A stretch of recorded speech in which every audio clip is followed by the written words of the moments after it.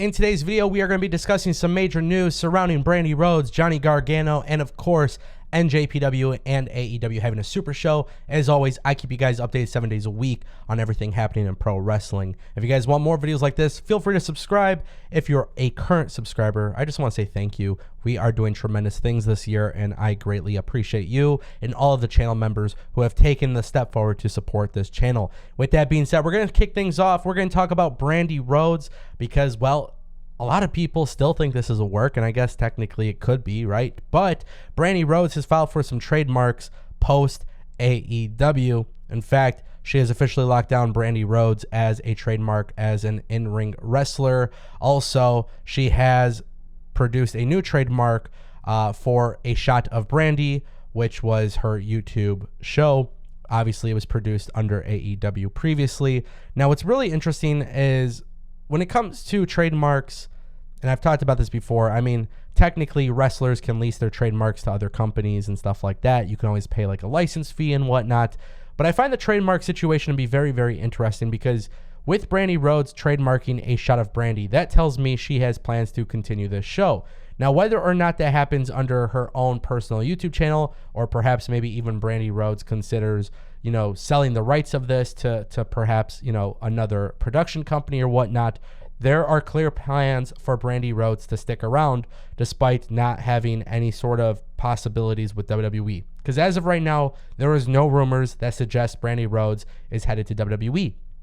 Now, for some reason, AEW fans didn't really like Brandi Rhodes. First of all, as a chief Brandi officer, she did a fantastic job.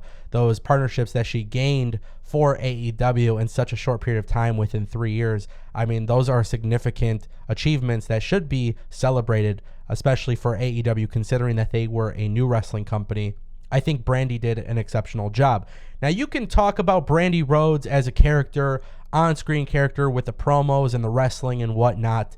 But at the end of the day, wrestling is supposed to make you feel something. Whether it's good or bad, they're supposed to make you feel something. And if you didn't like Brandi Rhodes, I mean, at the end of the day, she was a heel character for the most part. So I guess her job was technically done the right way. Now, with that being said, Brandi Rhodes post AEW, in my opinion, I think she should stick around.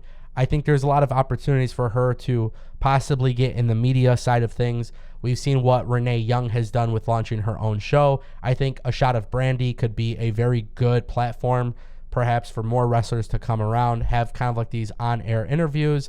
If Brandi Rhodes continues to wrestle, I have no idea what those plans are, but she did file for the trademark, so that will be very telling to see what happens soon.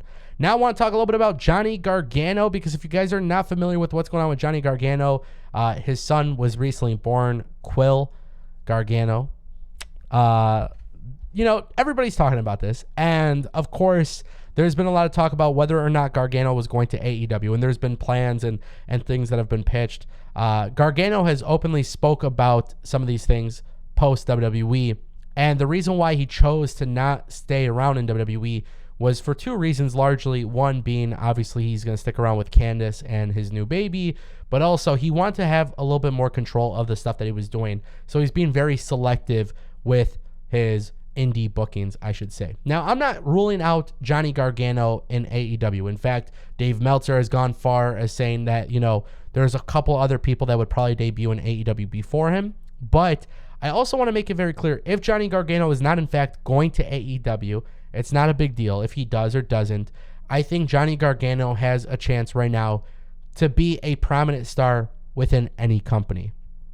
And I think as we inch closer and closer and closer to reality, I think Johnny Gargano showing back up in WWE's main roster is probably the thing that makes the most sense. And I don't know if WWE has a new feeling or a better feeling towards tag team wrestling. I don't know if they're having a different approach, but I can see right now with Tommaso Ciampa going onto the main roster, I believe that maybe Johnny Gargano going back to WWE, tag teaming with Ciampa, it could be a reason for WWE to bring him back. Now, keep in mind, Johnny Gargano is still in WWE 2K22. He's not said to be on bad terms with WWE. I just think it's more likely that he ends up going back to WWE before he shows up in AEW. But also at the end of the day, when it comes to everything timeline-wise, I think we have learned through time and time again that AEW is in a situation where they have signed so many people. We don't know who's going to be leaving the company, and we don't know when Johnny Gargano comes back to wrestling. So if you're looking at that timeline,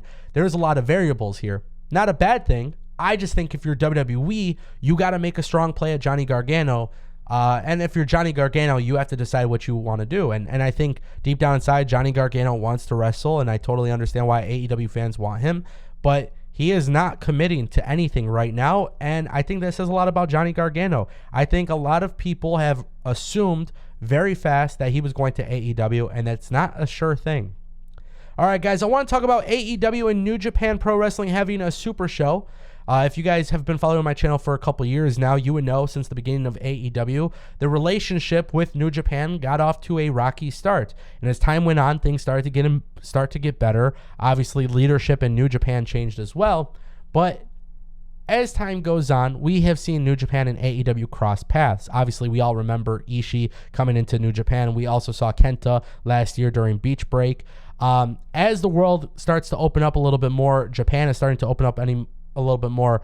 Chris Jericho believes that there will be a huge AEW and New Japan Pro Wrestling Super Show, and I think this is a no-brainer as well. But Jericho was talking about this recently with Fight in Focus. He says, as soon as Japan opens up a little bit more, I can see a huge New Japan versus AEW Super Show. Like I said, Canada is a complete no-brainer because I think there are probably 6 or 7 cities that we could do a huge business in. Because I believe that on TSN, the Canadian Sports Network, our ratings are the highest wrestling ratings out of any company. AEW Dynamite has the highest ratings. You know that people are ready for us to go there as well. We're excited because then on top of that, there's so many places we haven't even been in the States yet. And I think Jericho makes a good point. First of all, AEW is very successful in Canada. AEW is building this relationship specifically with New Japan as well. There seems to be a lot of reasons for why these companies should work together. And I could see an announcement coming soon. Now, with that being said, this is going to be a very interesting business decision for AEW because some people argue that AEW can't seem to be a strong enough business on their own names. I've had people argue this with me. AEW always needs a surprise. AEW needs to work with Impact or NJPW, and they have a hard time standing on its own. I don't necessarily agree with that argument. I think AEW has a fantastic roster itself. I think to counter that argument, it's just important for people to understand that AEW is a company that's willing to work with other companies. WWE is willing to work with other companies if it benefits WWE. AEW will work with other companies if it benefits wrestling.